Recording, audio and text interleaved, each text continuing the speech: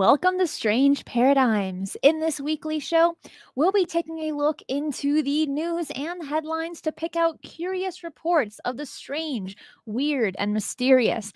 Anything from UFO news to science advancements, the paranormal, and stuff labeled fringe science and fringe phenomena. The topics we cover are fascinating, while some are unnerving and others disturbing, but definitely show that we live in a strange world full of strange mysteries. The idea is for you, the viewers, to be able to offer your thoughts and input on the stories we cover in the live chat.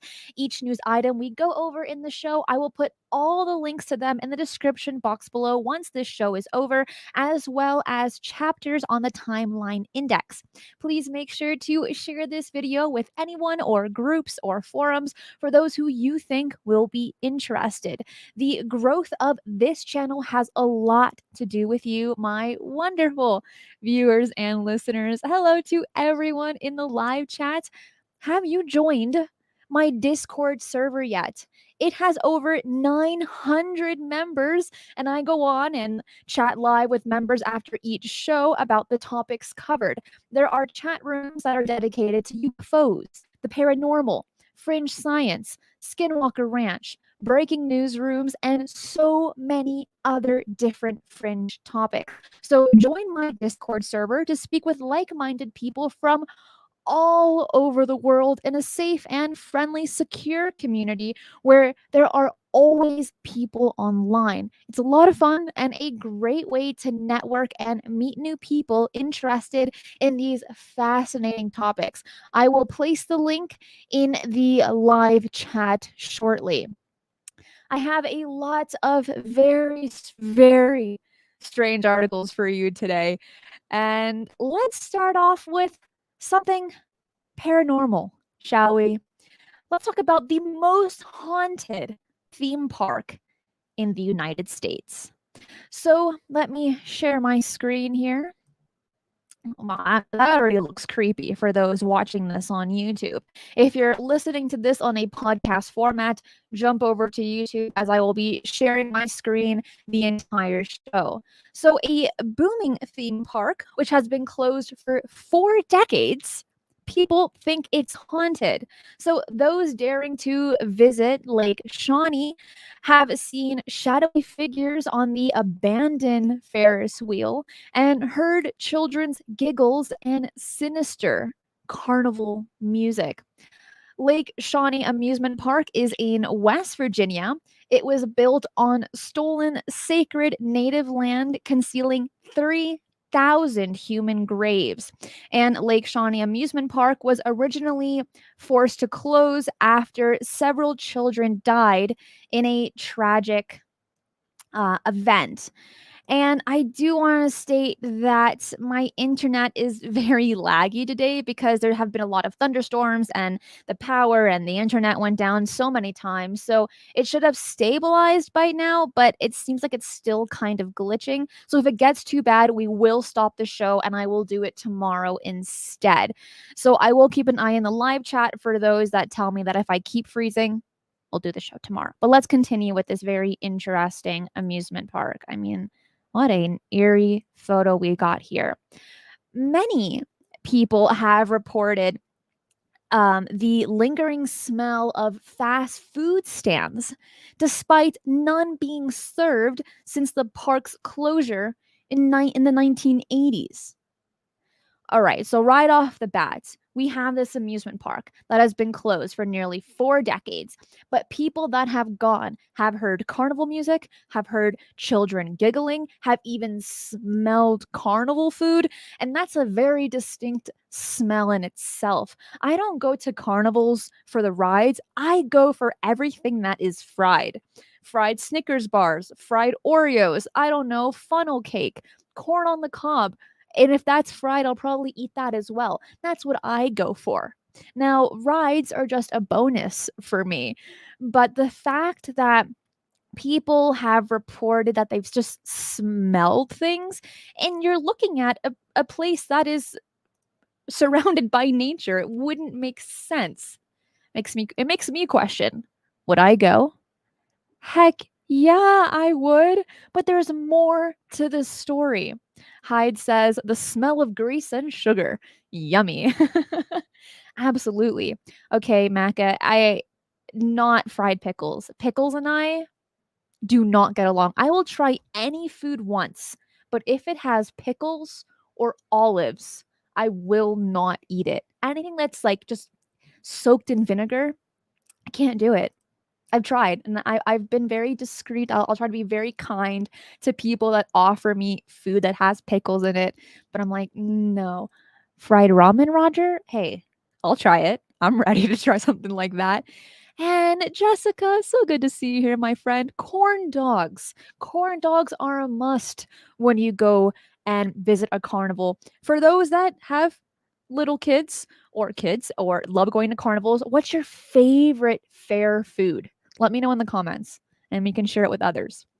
But going back into this location, it has a pretty ominous history to it. I mean, look at that. That is creepy. But it was built on land belonging to the Shawnee tribe in West Virginia. And it has a history stained with murder and tragedy. Before it was transformed into an amusement park, Lake Shawnee was originally farmland where the region's first English settlers, the Clay family, moved in during the 1770s despite warnings from the natives.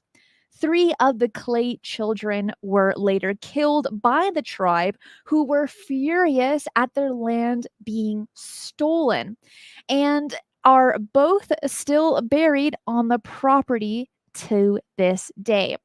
Over a century later, in 1926, we had a businessman who bought the land as an investment due to the explosion of coal mining in West Virginia at the time.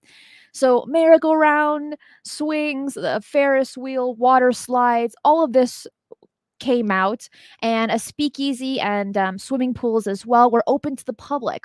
But the site's reputation as a family fun spot took a dark turn in 1937 when a woman was shot and killed on the outskirts of the park by her lover. Oof. If that's, I mean, it cannot get more tragic than that, getting shot by the person that you think loves you.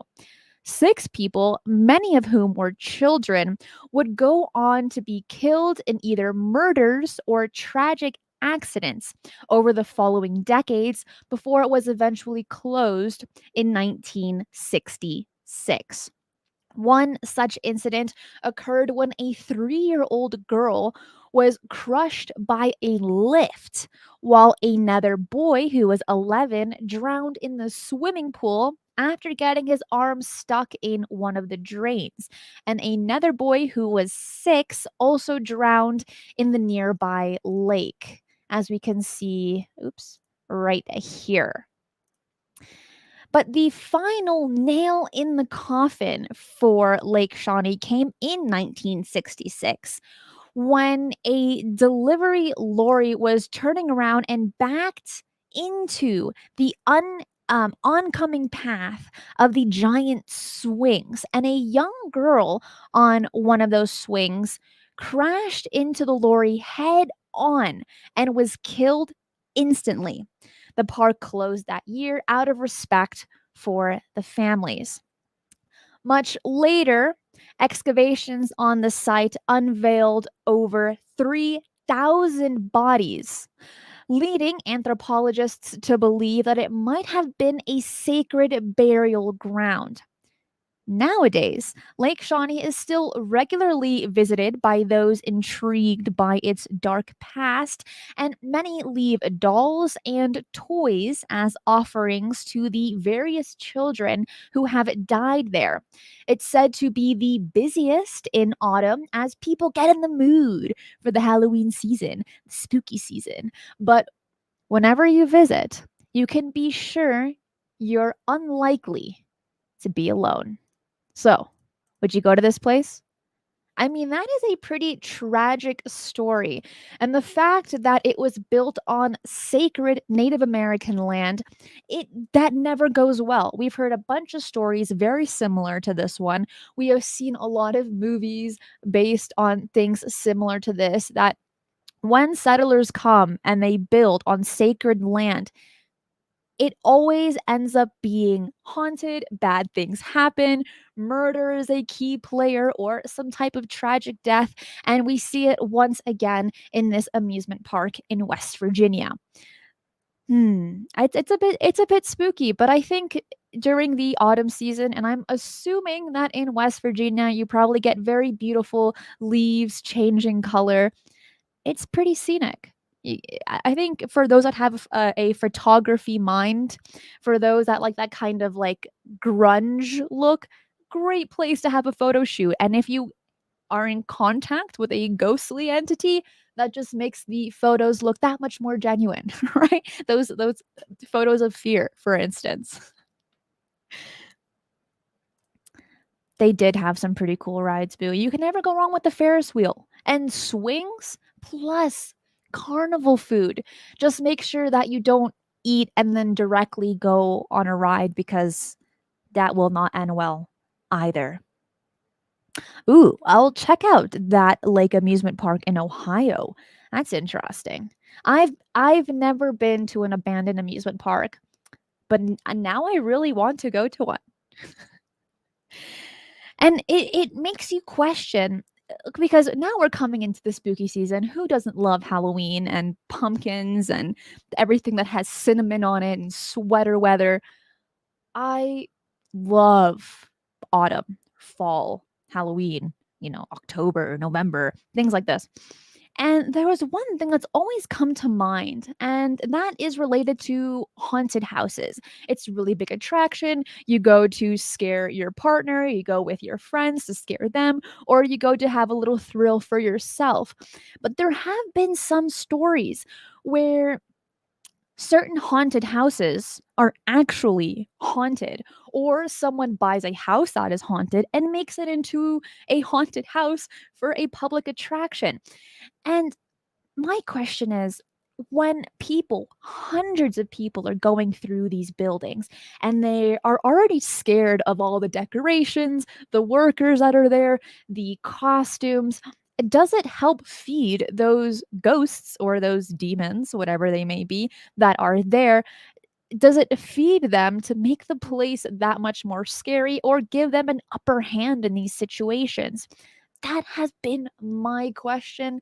And the last time I went to a haunted house, I think I was 14. And I haven't been to one since. Deranged Lunatic, thank you so much for the super sticker. Oh, Dark Star pumpkin soup. Yes. Pumpkin soup is so good. Oh, yes, Jessica. Fall is my favorite season to best hair days. Yes, it's like always like a nice messy bun, and you put a scarf on. I mean, style right there. And I struggle with style. So if I can wear the same scarf for like literally several months and the same sweater and a pair of jeans, that is fine with me because I don't own that many clothes and I find it so difficult to be a part of the fashion in general. But I love the spooky season. It can never go wrong.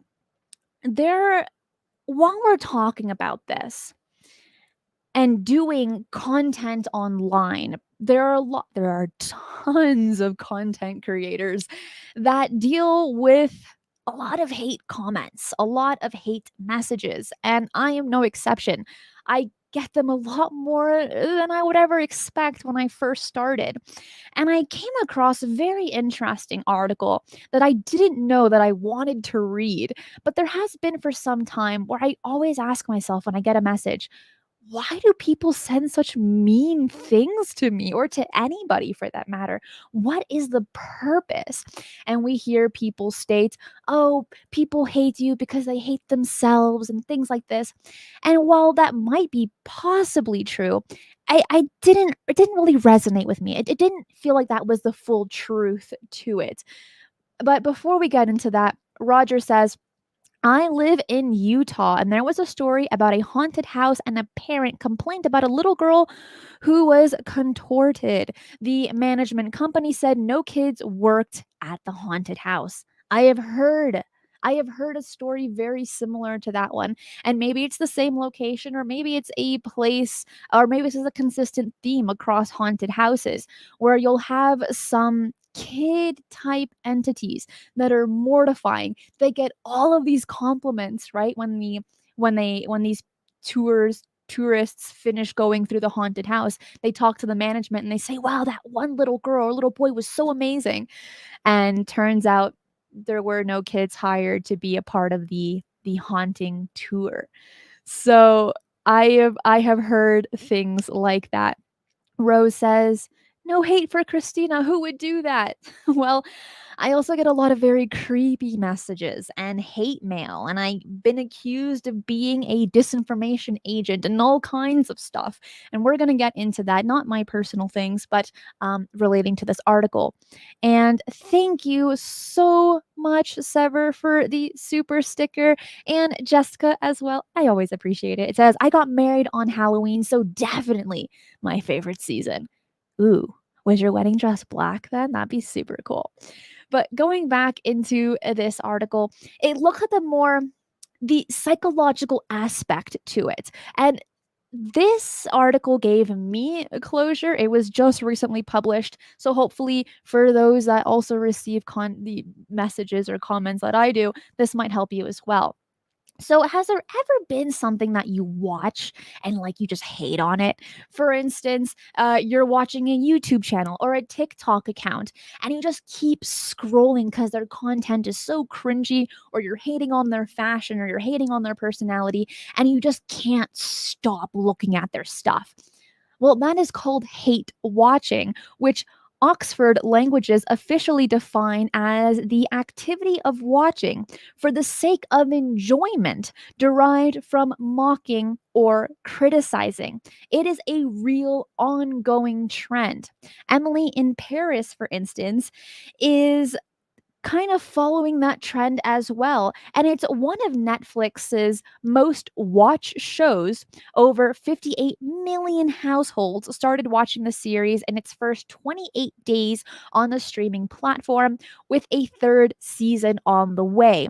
But the reason to why it's so popular is because people are hating on it. So they watch the show, they probably take notes, and they talk with their friends on how terrible it is. It's very similar to the reality TV show Real Housewives of whatever state, because there's one for literally every single state. People watch it because they're like, oh, this is so cringe. This is so terrible. Well, it turns out many of us, if not all of us, love to hate. And with the rise of social media, this manifests in the people we follow too. As it says, can't get your eyes off a TikToker who pisses you off? Well, that's called hate following. Let me go ahead and share my screen here. And Jonaside, thank you so much. We will. Thank you. You're so sweet. Here is a book on it. I haven't read this book, but it's related to the topic that we're covering today. Jonaside said, I unsubbed from a channel because of the sexist comments he made about Christina. Well, thank you. That is so sweet. But these comments like this are dreadful, and also I know who you're speaking of. And there are people, who have platforms and they use it to spread hate instead of information. But let's continue with this. So we have one clinical psychologist based in the Philippines by the name of J.R. Ilagan told Vice that the hate that we're referring to here is more towards public content, public personas, and so on. Hate, love, and enjoyment are strong emotional responses. And sometimes when we find ourselves experiencing a strong emotional responses, even in the absence of an actual threat, neurotransmitters are being secreted by our brain. These neurotransmitters are usually serotonin and dopamine, famously known as happy hormones that promote positive feelings. This would explain why hating makes us feel good psychologically. For instance, Netflix reported a rise in popularity for reality TV shows in several countries when pandemic lockdowns were at their peak in 2020. Well, many people were looking for things that could give them some type of comfort. So, on the psychological level, JR said that hate watching or hate following can prompt us to compare ourselves to what or who we're watching, which can either make us feel better or worse. And there are two ways we compare ourselves. Upward comparison is when we compare ourselves to people who seemingly have it better. And this could entice jealousy, which could prompt hate as a protective response. Oh, this person is doing better. Well, I don't like that. I don't like what they're doing. Let me write a comment on that. But on the flip side, downward comparison is when we compare ourselves to people who seemingly have it worse, or whose comments or and posts can entice that secondhand embarrassment or cringe that we all know and love. It's like watching a train wreck, and it hurts right when you're watching it, but at the same time you can't stop watching it, and it makes you think to yourself, oh, thank goodness that isn't me, then I'm not creating those cringy dance moves on TikTok or watching someone have drama with somebody else. And it's all because of the way that the brain reacts, the neurotransmitters that are secreted from the brain, because it seems that it is difficult to decipher the hate and love chemicals, because you're still secreting this dopamine and serotonin, these happy chemicals. And so when I read that, it brought me a lot of closure, because I've heard my mom say, ah, mijita, whenever someone's mad at you, they're not mad, they're not hating on you, they're not mad at you, they're mad at themselves for whatever reason, or they're trying to find a scapegoat. And when I was younger, I'm like, Mom, you don't know anything, right? As most kids think that their parents know literally nothing, and that's always incorrect. But now, more than ever, it makes sense to me. And I really wanted to share that with you, hoping that it can help you as well, the same way it did for myself. And I thought it was interesting. That article was just released a few days ago. So we're keeping it relevant here. Well, I do have one story that's pretty cringy, and it was very hard to stop reading, but I'm like, "Oh, this hurts." And I'm going to share my screen for this one cuz it's pretty funny. Actually, it's sad. It is very sad for this person, but it is very funny. So who has seen this picture go viral online, circling the interwebs? Before I even get into it, and for those listening on any podcast, jump over to YouTube so that you can see this photo, and I'll give you a description of how it looks. We're seeing a man stuck in a hole. His face is blocked out. You're able to see his denim clothes hung up, and he's kind of in the middle of nowhere. Yeah. And if I go into more detail, he's stuck in a hole where people use to alleviate themselves. Oh, the Cryptid Huntress. Thank you for this. I needed to hear this today. Look, Jessica, I know the content you produce, putting yourself out there. It is not easy. And now we know why people do it, because it makes them feel good. Which is rather unfortunate that we have to be their punching bag, but that's just the way of life, and everyone hates. Every single person hates. It's not abnormal. It's very normal. I just don't recommend that you do it. Going back into this odd-looking photo. Last week, a striking image appeared on Reddit's Well, That Sucks forum, and the photo taken by someone standing outside of a rural concrete outhouse shows a man uh, popping out of a hole in the ground outside, resting on his elbows, with the rest of him dangling out of sight underground. His face has been censored with a black scribble, a pile of denim. Practically every piece of clothing has been hung up on the side, and so we can just assume that this man is naked while in this hole. And the photo caption tells the story. Guy dropped his phone into a pit toilet, decided to take off his clothes and dive in. Got stuck and wasn't found until the next day. He never got the phone. This is painful. And yet, I have a personal similar story to this that I will share with you after we finish this article. So, Samantha Cole, author at Vice, went on the hunt for details on this man who fell in. And while people fall into outhouses and can't get out, it makes the news, like a woman who fell head first into a vault toilet in April near Washington's Olympic National Park trying to retrieve her phone. If you haven't heard that story, that went viral, and that was in April. Read it. It is depressing. It is sad, but you can't stop reading it. Well, turns out this rescue was an off the books job. And the information was from someone who called the office to report that the door handle of the toilet was damaged in the process of rescuing this poor man that is stuck in this hole.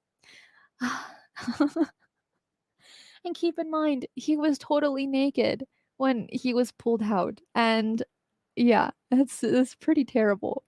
So I guess what I want to say is if you use the bathroom, just don't bring your phone with you. Pretty please. Pretty please. This man was unable to climb out, and while the caption says that he was stuck there overnight, Samantha Cole was able to find out that he was only stuck for about 3 hours in this hole until a few other people came along and were able to help him. They had to damage the door handle to get inside, and they lowered a camp chair into the vault that the man stood up on to climb out.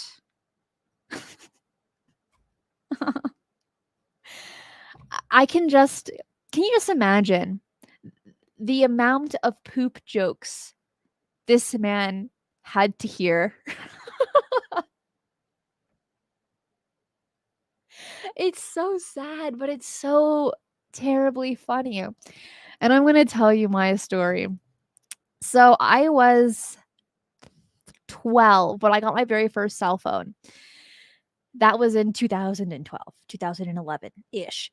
And I wanted this one flip phone. The iPhones had already come out, but I didn't want an iPhone. I wanted one of those really nice like sliding phones where you slide it and you get this really cool keyboard. Oh my god, I was dreaming about that phone for as long as I could remember. So I had it for 2 days. 2 days, I put all of my contacts with all of my friends because I was super cool. And I went to a restaurant with my dad, and I had to use the restroom. And that phone was in my back pocket because that's where you put your phone. You put your phone in your back pocket. I wasn't the type of kid to carry a purse around me at the age of 12. I was a tomboy, and if anything, I wore oversized jeans and a baseball cap. So it was like, ew, a purse? Nah, no, thank you. Well, I used the restroom and I peed. I pulled up my pants and the phone fell into the toilet in a public toilet, not even like my house, but a public. I don't even know how disgusting that was. So what did I do? Because I panicked. I was 12. You don't think when you're 12. I quickly grab the phone and I wipe it on my white t-shirt. I have done some very dumb things with cell phones. Very, very dumb things. But that one, and my first interaction with the cell phone had to be the dumbest thing I could have done. So I run to my dad and I'm like, "Dad, you won't believe what just happened." And he's like, "Oh no, tell me what's up." I'm like, "It can't be that bad." And I said, "Well, yes, it is. My phone that I waited for so long to receive, and I've only had it for 2 days. I dropped it in the toilet, and now urine is on my t-shirt. Can we go home, please?" It's funny now. It wasn't funny then. And I've never told that story publicly. So you are the first person to hear that story.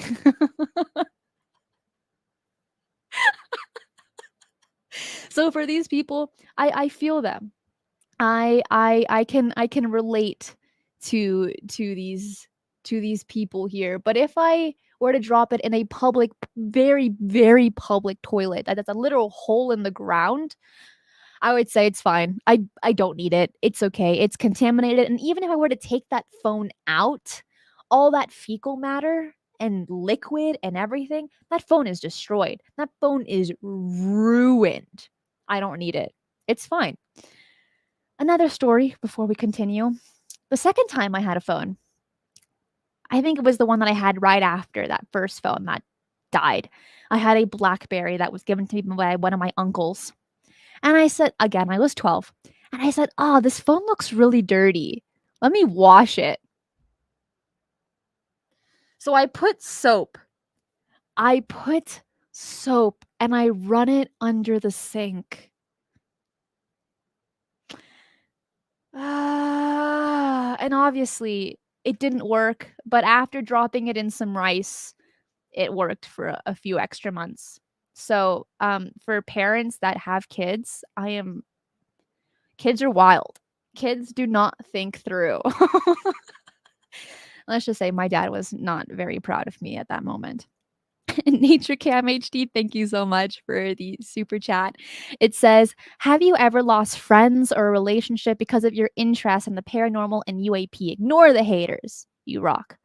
Well, Nature Cam, you rule. Yes. I love saying that one. And the answer is no. If if they don't like that kind of content, then they're not my friend. I don't need to be in a relationship with them if that's the case. So the answer to that is no. But for those in the live chat, have you ever come across a person that you liked, have it be a friend or a partner, and you start talking about this, start nerding out about it, and they said, "Yeah, no, I don't want to hang out with you anymore. You're weird." I don't know about you, but all of my friends have been very weird. Oh. 12 was a rough year, eh? Yeah, it was. It's that awkward stage of puberty as well, you know? So, yes, cell phones and I did not get along until I was about 16. Then I'm very safe with my phones now.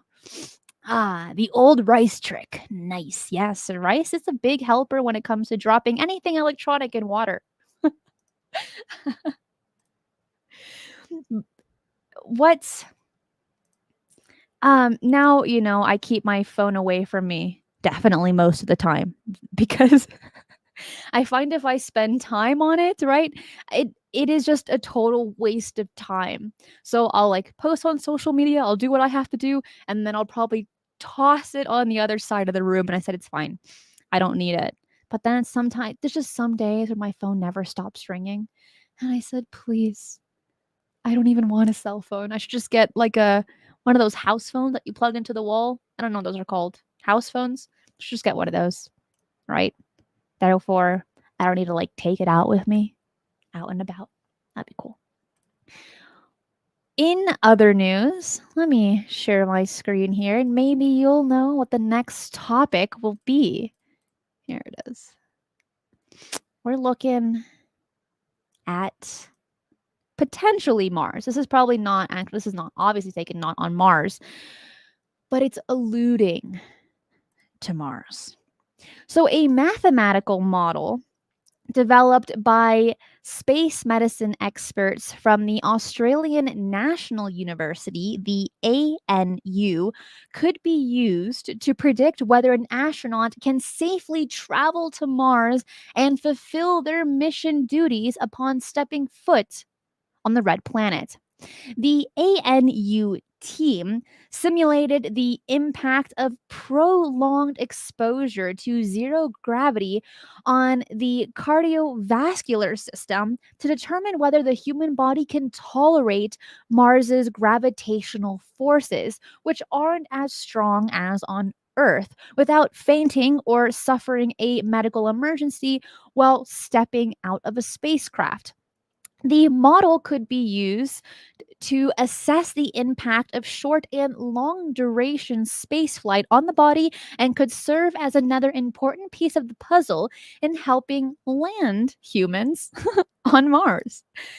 Dr. Lex Van Loon, a research fellow from the ANU Medical School, said although there are multiple risks associated with traveling to Mars, the biggest concern is prolonged exposure to microgravity, near zero gravity, which combined with exposure to damaged radiation from the sun could cause fundamental changes to the body.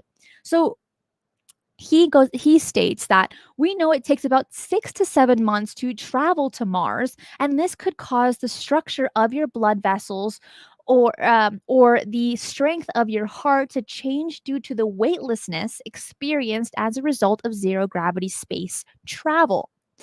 And you have another astrophysicist and emergency medicine worker, Dr. Emma Tucker, said prolonged exposure to zero gravity can cause the heart to become lazy because it doesn't have to work as hard to overcome gravity in order to pump blood around the body.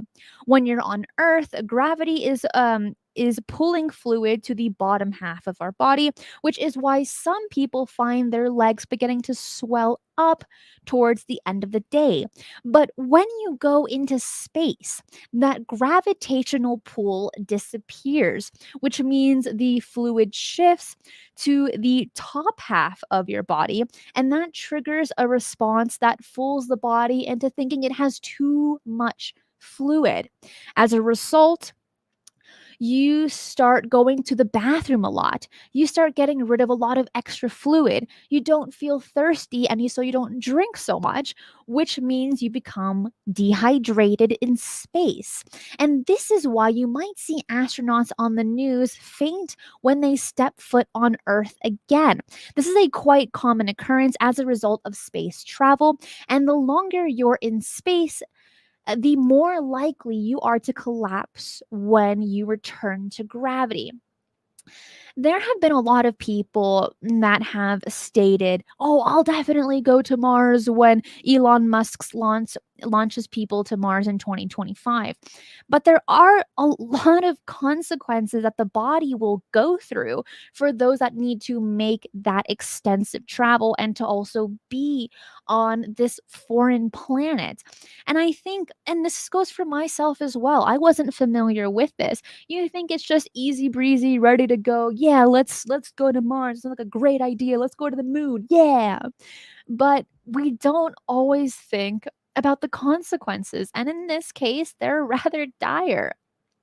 Also, due to a communication delay in relaying messages between Mars and Earth, astronauts must be able to out themselves without receiving immediate assistance from support crews.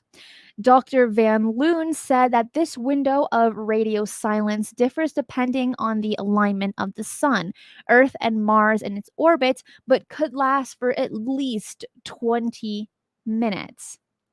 This is very interesting, and it makes me question, okay, well, then let people that think that we are being visited by extraterrestrials, how do they manage all of this? All this diff all these changes in gravity? Do they have very sophisticated equipment that they're able to quickly adjust? Do they is it some type of biotechnology and they put inside themselves and it's able to balance themselves out when they go into different locations with different levels of gravity? Or do they also suffer the way that we would? These were my questions when I went ahead and read this article. And I would like to mention, for those that are new to Strange Paradigms, all of the articles and the timeline indexes will be in the description box below once this live show is over. So if you want to read these articles in depth, you definitely can. I give you all of the sources that I used. But I would like to hear your thoughts when it comes to this new article on Mars, because honestly, the game changer will be when we develop the technology to create artificial gravity, not just the inertia force from a rotating toroid like the space station in the movie 2001 A Space Odyssey, but actual artificial gravity. I wonder how far off that is. I wonder if that kind of technology that I will see in my lifetime. What do you think? Let me know in the live chat for those watching this live. Thanks, Rose. I love how organized you are. If I didn't have my notes, if I didn't write this down, it would be a mess. So thank you. It's more realistic to send probes and robots to Mars. Oscar, that is correct. And we are aware that there are rovers there now running a bunch of tests, which is incredibly interesting. So we are the next step. It's putting people on to Mars. And talking about organization, I literally have post-it notes all over my desk, all over the floor, because it's not organized in here, but it will be when I do all of my shows. I make sure to spend a lot of time making sure that it's organized and that people can follow along. Maka says the moon is closer. Why are we focusing so much more on Mars? That's the $1,000,000 question. What do you think? I want to know. What are your thoughts? Canoodles, we are the future. That's right. Who else would be? Miss Firejack.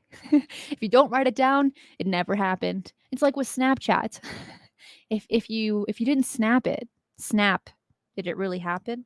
Is that the verb? Snap? But when we're looking at artificial gravity, how close to it do you think we are? Let me know. Gonzo says, why not build a space station on the moon? Well, with the Artemis mission, that is the next step after they do this test run with mannequins. The next step will be to go ahead and create a station after they put more people on the moon to run a few more tests. So, interesting. But the plans the plans for having a space base on the moon will probably happen in about 2040. So that's in our lifetime. Less than 20 years. That'd be cool. Would you go? Well, now we know the consequences to going into space if we don't have artificial gravity. But Dark Star says anywhere from 30 to 50 years away. It's not too bad. Canoodle says the gravity equations are beginning to show a flaw in the quantum levels. I think it means levels. Very fascinating. I love this kind of stuff. But I do have a rather strange article for you. But Stargazer says, I think Europa is the place to look. It has the 3 essential elements for life. Oh, Europa is very cool. I could nerd out about Europa and Ganymede. I could do it, but we're not going to do it right now. So I have a really weird article, and it seems like there's a contest for everything, to the fact that we're covering 2 different contest articles today. Both of them I never expected could be a thing. let's start off with this one. And it's players face off underwater in the Dive Chess World Championship in London. What does that mean? Let me go ahead and share this video with you. It is a very short video, and there's no audio, by the way, on this one. And so for those listening to podcasts, I will kind of just narrate it for you. But here we are seeing a man trying to go underwater and moving his chess piece, wearing goggles, in a pool, an indoor pool. And you have two contestants, and they both have to hold their breath while they move their chess pieces. Now they are shaking their hands, right? And say, like, all right, good game, good game. Let's get started on this game. Who's going to win? Who's going to win? And when I saw this, I said, there's a contest for everything. If you have strong lungs, if you know how to play chess, this is the game for you.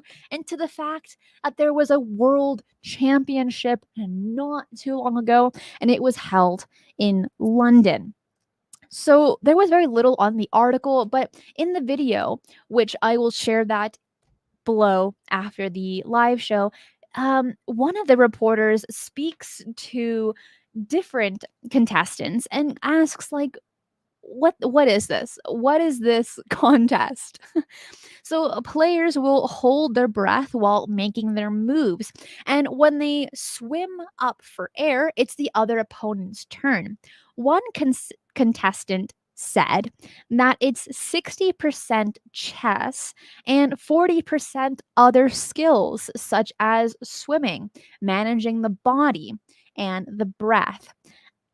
Someone else had stated that it was a lot harder than he expected because you have to hold your breath so many times. And let's say that the game is 30, 40 moves, it takes a toll on the body on holding your breath that many times. But also, what was mentioned in this contest in particular, that the water was incredibly cold, and when you are playing this game without breathing, we know that our brain needs oxygen to function. It makes the game that much more difficult because you have to be a little bit faster than taking your time thinking, where should I move the next piece? Let me think about it. You don't really have that option for the most part with this chess game underwater. Would you play this game? So this is news, which again is the definition of strange news, right? But but why? Why would someone come up with an idea like this? Human nature is competitive. It's in our genes, part of the survival instinct from when we lived in nature. But this? Really? So what's the strangest game you have ever played? Let me know. That you've ever played. Not that you've ever seen. I'd like to know in the live chat. One game that I thought was kind of weird, but I really enjoyed it, was Dungeons and Dragons. I played it my junior year in high school. I liked it, but it was definitely bizarre because that was kind of before Stranger Things, I think. So that was before, like, Dungeons and Dragons had this type of pop culture attached to it. While it's been famous since the 80s. With the friend group I had, they were like, "What's Dungeons and Dragons?" And when I played it, I thought, this is kind of cool, but it is a bit bizarre. But what about you? Nerd. Take that back, Hides. It's okay.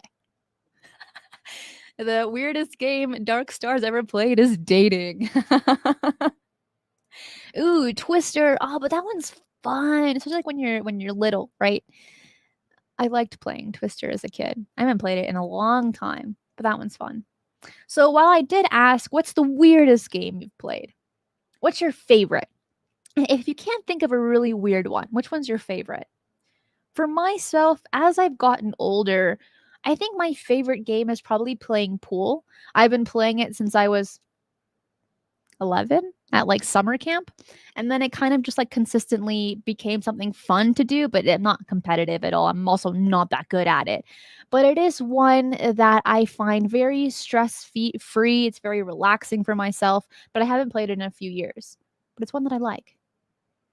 Ooh, Gonzo says, "Yeah, D&D was cool if you had a good dungeon master." It's I know, and that's like so much weight on the poor dungeon master, but you're right. They are the glue to the entire game. If they're not good, then it's not a good game. And that requires a lot of prep. To be a good dungeon master takes an incredibly amount of prep. You got to be super imaginative, incredibly creative, write up a whole story before the game starts. It's a lot of work and a lot of research for all those weird mystical creatures as well. Ooh, ping pong. I am terrible at ping pong. Like absolutely awful. I play baseball. Oh, nice. That one's fun. Spin the bottle? Absolutely not. Favorite game is throw burrito. I don't know what that is, but I am down for that. That sounds so amazing. But what I know I read your comment, Phil, but what is baseball? I said baseball, but what's baseball? That sounds new to me. Lawn dart chicken. I also have no idea what that is. And we have mouse trap is thrilling in my opinion. What? These are weird. I've never heard of these.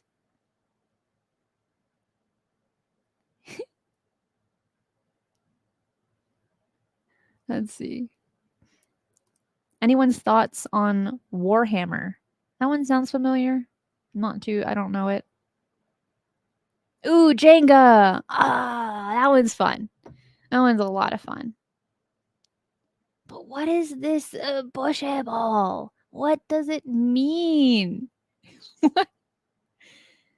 Butcher ball. It sounds. I feel like I could say that. I probably shouldn't. Never mind. Bocce ball. Thank you guys. This is. I mean, it. Ooh, I still like Pac-Man. Flubber. That's a fun game. Volleyball. Nice. Tetris. Also great. I like all of these games. Ooh, I like them all. But I still want to know what this Bocce ball is. If someone can please explain that to me before we continue, because I will not be able to read another article until someone tells me what that is. Please. Oh, Brian, that was a fun game. I mean, minus like actually hurting someone, but yeah, it was great. Dodgeball, also fun. Okay, let me look at this. Oh. Ah, this Duce ball. Yes, okay. I've never played it, but I just saw a picture and that was a little bit more helpful. But continuing on to our next article, let me share my screen for this one. This one is freaky. When I saw the picture, I was like, I'm ready for the spooky season, but this is real spooky. Okay, what are we looking at here? We are looking at a carcass of a fly, and fungus is growing out of it. Gross, right? So on a leaf in the Peruvian Amazon, and for those that did not catch the Mysteries of Peru, watch it. It aired yesterday on Mysteries with a History. This is very much related, talking about Peru, the Peruvian Amazon. Well, a fly's exoskeleton bursts open and 7 fungal stems emerge, flaring outward in a twisted bouquet. The fungus already took control of the fly's mind and body. Now it's time to find a new victim. Spooky. So, this grim scene, which captures the simultaneous death of a fly and life of a so-called zombie fungus that preys upon insects is the grand prize winner in this year's BMC Ecology and Evolution Image Competition, the second annual photo contest hosted by the scientific journal BMC Ecology and Evolution.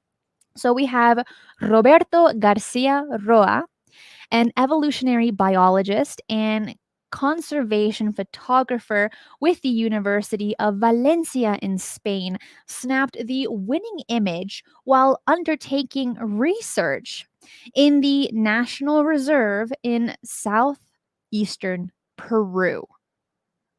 Yes, parasitic fungus, Charles. This is such a weird image, but also incredibly beautiful. Mushrooms save the bees, not to be underestimated. Oh yeah, spooky. Stargaze, no. You'd eat it? No.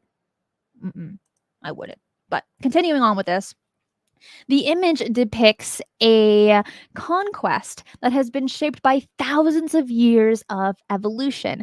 The spores of the so called zombie fungus have infiltrated the exoskeleton and mind of the fly and compelled it to migrate to a location that is more favorable for the fungus's growth.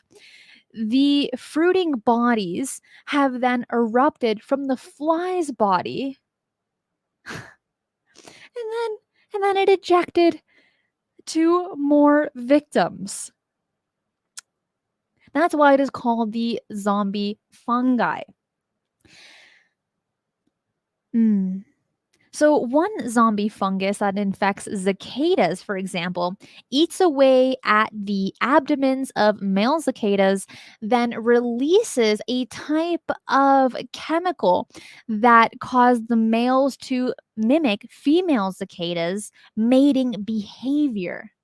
The mating call attracts healthy males to the infected zombie cicada, giving the fungal spores a parade of new hosts to latch onto. That is a horror movie right there. Forget Saw, forget It, forget Friday the 13th. This. And forget flies. What's that called? No, it's called Birds. That old one in black and white. Forget those ones. This is probably the scariest movie you could ever watch. Maka says the one on the left kind of looks like popcorn. How can you even reference food to that photo? That is no. I'm gonna pass on that. That just sounds grody. But it's also amazing. It's incredible that we have fungus to do something so really so intelligent, if you ask me. But also, now I just slightly want to avoid Peru and the Amazon forest because I don't really think I want to be in contact with that or all of these other exotic bugs that only live in the Amazon forest. No, thank you. I'll pass. Ace says the zombie bacteria that makes mice unafraid of cats is the best one. That is awesome. I haven't heard that before. But who could be scared of cats? Cats are the cutest thing ever. Love cats. But yeah, that I mean, I guess unless you're a mouse, then yeah, you'd be scared of cats. But aside from mice, they're adorable. Even like the really vicious ones, I just want to cuddle them, be like, I love you, cat. Yes, I know. I have a cat obsession. Jumping over to the next article, and you know what? We have so many more to cover. I'm going to speed through these ones. Let's talk about another contest. So we talked about two. I lied. There are actually three contests we're covering today. And this one's adorable. Let me share my screen with you here. For what this contest is all about, the voting ends today. You are able to vote on your favorite photo. on this. Let me share it with you because you can vote for your favorite mullet in the mullet contest that's happening around the United States. Kids and teenagers were able to submit their mullet photos, and the public, the entire world, is able to go ahead and vote on their favorite. I am not going to tell you the one that I voted for. It ends today. Please vote. I mean, my goodness. So we got mullets going on here. This is strange news. I had no, as I said a little bit earlier, there's a contest for everything. And I never expected, for there to be a mullet contest. This was new to me, and it actually just started in 2020. Apparently, it went viral in one state to the point where they made it a national contest. It started in Michigan in 2020, and now anyone can submit their mullets. And they have kids, teens, females, and adults, but right now it's only for kids and teens. When I see this, all I can think of is America. This is the definition of America. So contestants pay $10 to enter, and CBS reports that all of the donations are going to the Michigan Wig Foundation for Kids.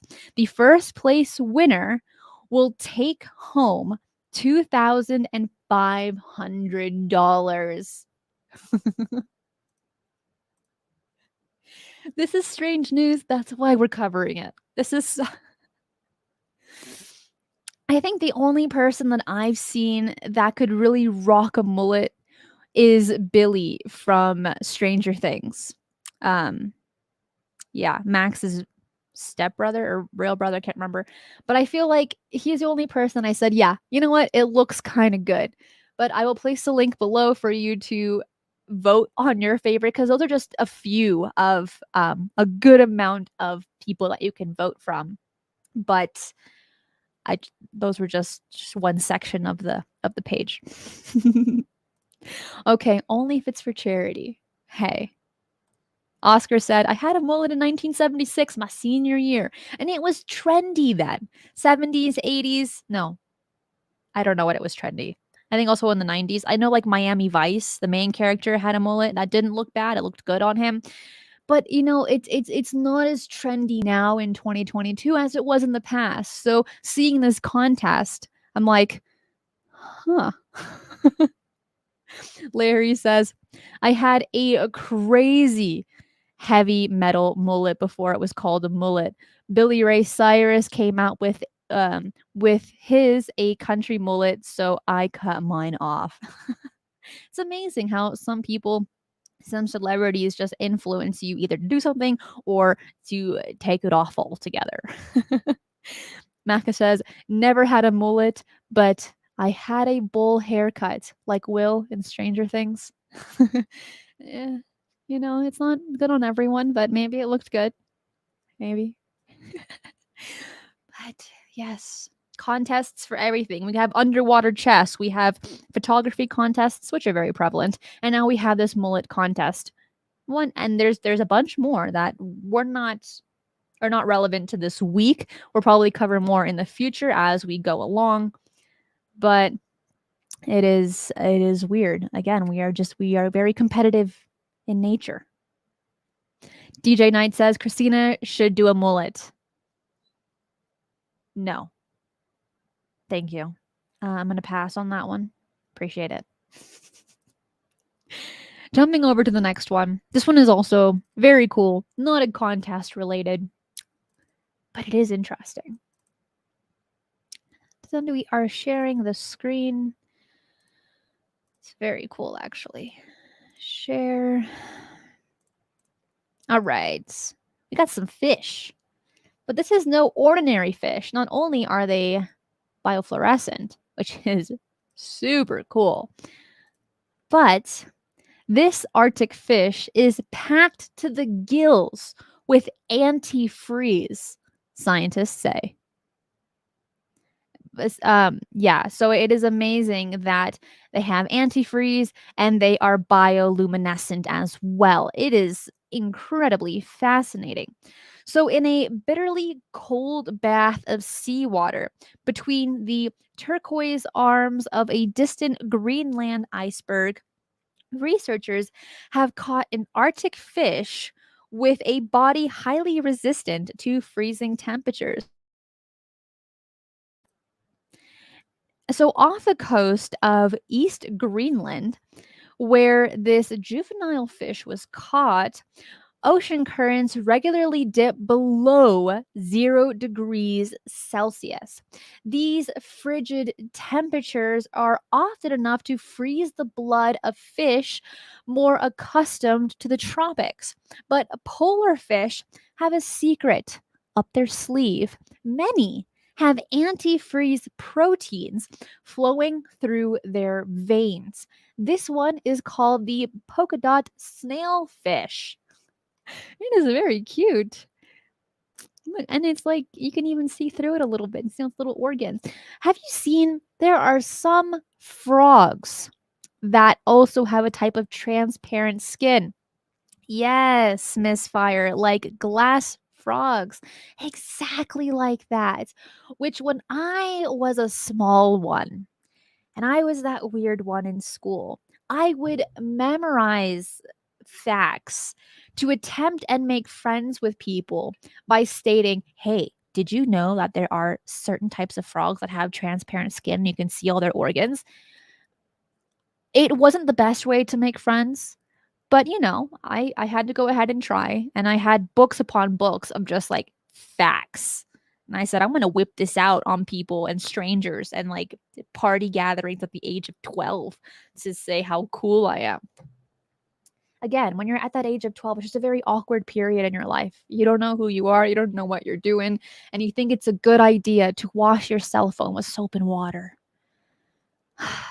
It's fine. I mean, it's fine for me, but let's just say my parents are a little bit more traumatized.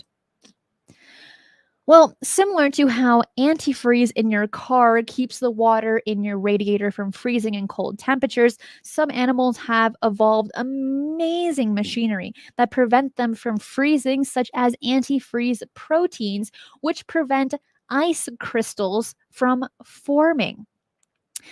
We know that this tiny snailfish, which lives in extremely cold waters, produce these antifreeze proteins, but we didn't realize just how full of these proteins that these fish were filled with and the amount of effort it was putting into making these proteins. Once again, it goes to show that all of these living creatures on this planet are insanely amazing. We have the zombie fungus that would force cicadas to look like females to do this whole mating ritual to infest other male cicadas. Spooky. Then you have this fish that's creating these antifreeze proteins so it's able to swim very deep into the ocean where the water is frigid and they don't freeze. Wow. As Hydes says, life finds a way. Yes, yes, it does. Unbelievable. You sat at the nerd table? No, I sat in the library. My only friend, my best friend in high school was the librarian, and she was about 60. She was the best. Loved her. But this was very, very cool.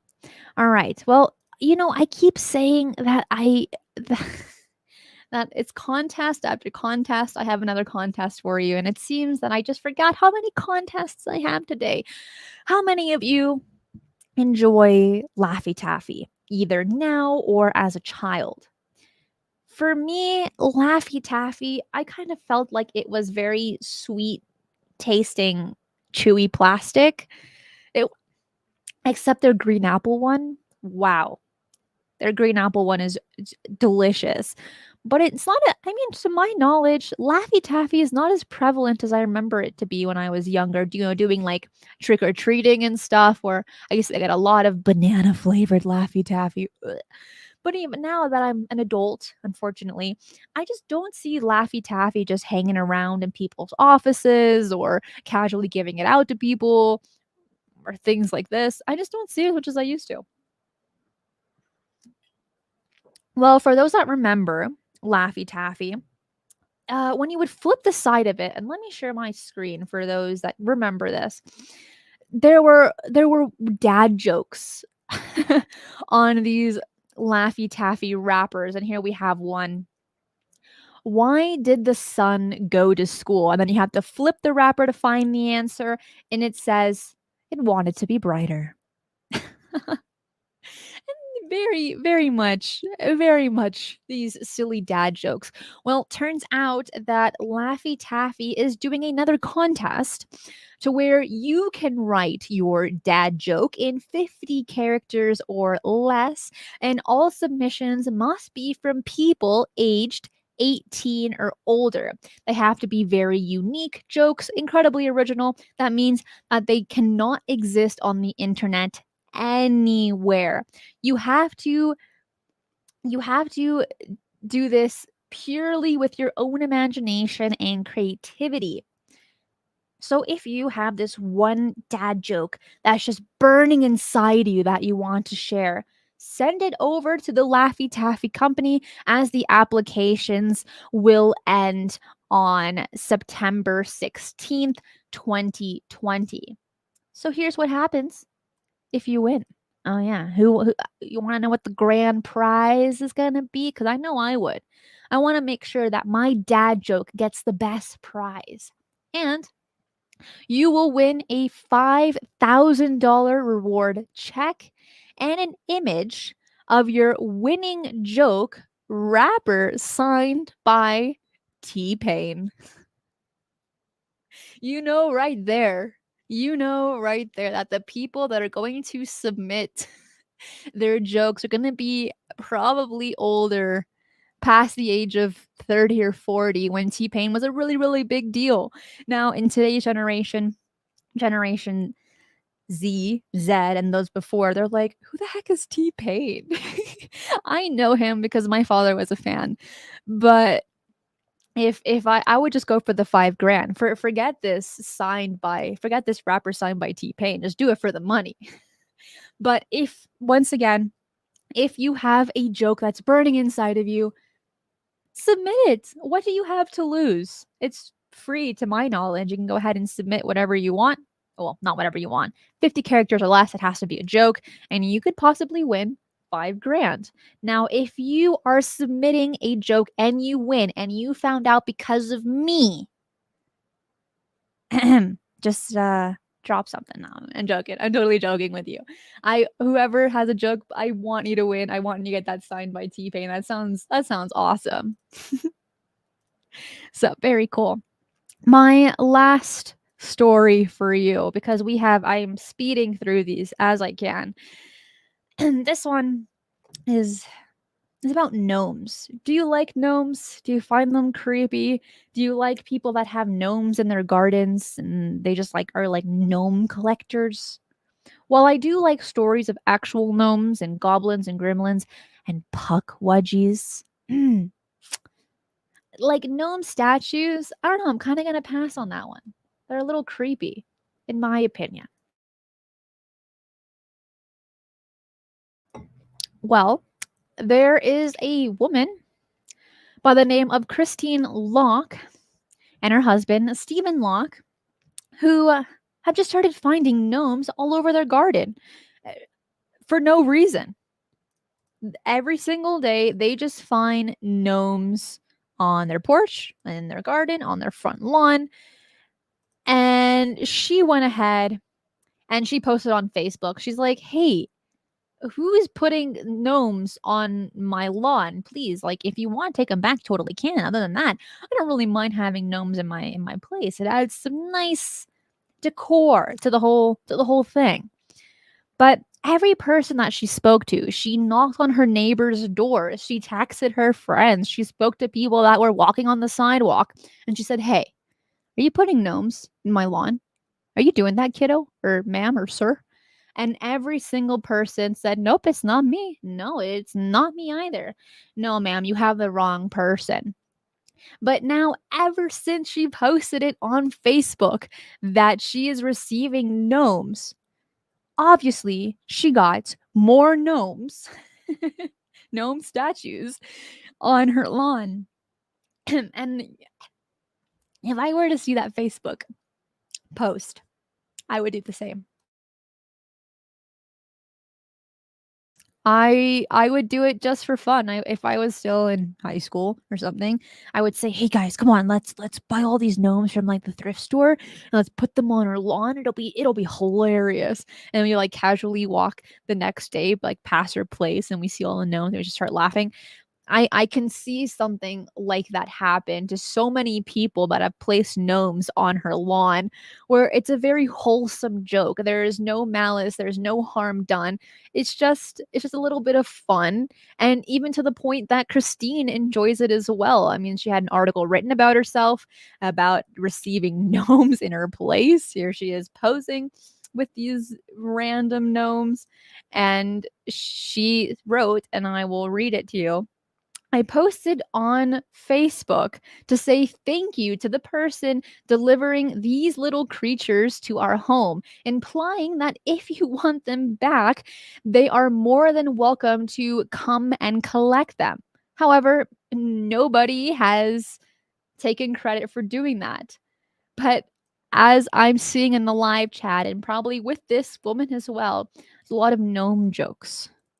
Gnomes gone wild. Nobody knows who's doing it." That's a funny one, Zane. Puns. You can't go wrong with puns. They're all my favorite. There's no place like Gnome. Who doesn't love puns? Puns and dad jokes. Wow. Oh, and socks and sandals. Also, yes. If you're going to tell a dad joke, you have to be wearing socks and sandals. She should get cameras. I agree with that. That'd be pretty funny. Very, very fun. And it's nice to have these types of jokes that don't hurt anybody, that aren't painful, that aren't incredibly expensive, that don't cause any harm. Or like, those glitter bombs, you buy a box and then all this glitter pops out and it gets stuck on your carpet for literally a century. That's a terrible prank. No, thank you. Glitter is dreadful.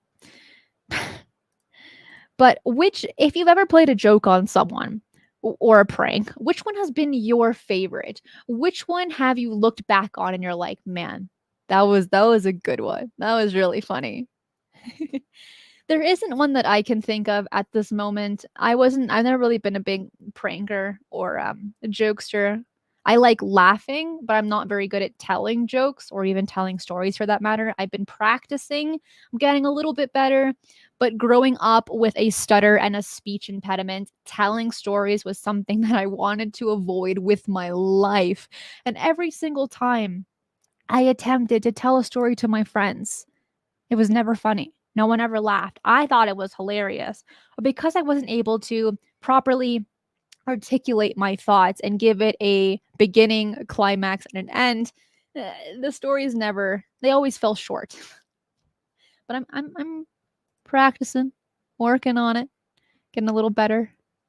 Logo says pranks should amuse, not abuse. Amen to that. Totally agree with that one. When it comes to telling jokes, and I still want to hear people's favorite jokes that they've really enjoyed. For myself, verbal dyslexia has been a really big battle, but meditation and mindfulness has helped, and doing these shows as well. Having to do 3 shows a week, I have to make sure what I'm saying is correct, but also taking my time speaking. There's no one rushing me to speak, right? I can just kind of say it, take my time. So mindfulness and meditation has really helped me. So if you struggle with verbal dyslexia or any type of speech impediments, truly, I would recommend, because it's benefited me, would be meditation and mindfulness, but also taking your time. That's what mindfulness means. So for those that don't know, verbal dyslexia mixes up your words. So you think one thing and it all tries to come out in the wrong order. And it kind of sounds like gobbledygook, right? It doesn't sound right. But in the brain, it makes perfect sense. But to everyone else, they're like, whatever you said was backwards, the order was wrong. Not even cool like Yoda. Not even like that. So much worse. And sometimes your brain will say one thing and your lips will say another altogether as if they're not in sync. So I've had that my entire life. It's been not fun in public situations, but with practice, it's gotten a lot better. So hopefully that also inspires people as well, that if you practice, you're able to overcome it. And that is a guarantee. Yes, scientist, worse than Yoda. And Yoda's amazing. I wish I could sound like Yoda, but no. Reading out loud gives me verbal dyslexia. Well, I will say when I first started doing shows on this channel, I dreaded reading comments live, because not only do I have verbal dyslexia, I have dyslexia as well. So sometimes I'll read something and I'm like, I don't know. I don't think I'm even reading this correctly, or it becomes a bloody mess. So I've practiced on that as well, because I have to read comments live, and I also really want to get you involved. I want you to be a part of this conversation. And that's what I love about Strange Paradigms, is that I'm able to cover stories and to hear your thoughts, your opinions, and your stories as well related to the articles that we cover. So I want to say thank you to everyone, and for following this content, for those that have done it for a long time, or for those that are new. You've seen a process in my presentation skills. If you watch the first video, which I don't recommend that you watch the very first interview I ever did, because I thought it went great at that time, but I've seen a lot of progress since then. And then compared to now, where I'm able to be more, it's more of a flow. So there are no UFO stories today. It's been quite a week for those topics in the context of strange news. But if you come across anything, email me during the week and send them over to Cristina at strangeparadigms.com. Again, it's been a rather quiet week, so we're not doing any UFO stories. That we did do one paranormal story about that really haunted amusement park in West Virginia, which I would go absolutely in a heartbeat, but it's far away. But thank you to absolutely everyone watching this show live. Thank you to all the super chats, super stickers, YouTube members, Patreon subscribers, all of my moderators. This could not be possible without you. I would like to let you know that next week on Shifting the Paradigm is retired Chief of Police Dan Terry, who is now a paranormal investigator. Very fascinating stories that he covered. You do not want to miss it. And don't forget to hit the notification bell if you're watching this on YouTube to know when all of the shows come out. First, Shifting the Paradigm, which is on Tuesdays, Mysteries with a History, which is on Thursdays, and Strange Paradigms, which is on Fridays. I want to wish you all a wonderful weekend, and let me know what your favorite article was that we covered today. Mine, I think, was the zombie fungus. It's so creepy. It makes my skin crawl, but also incredibly fascinating. I wish that article came out during the more closer to the spooky season, but hey, if I want to prep early, I definitely will.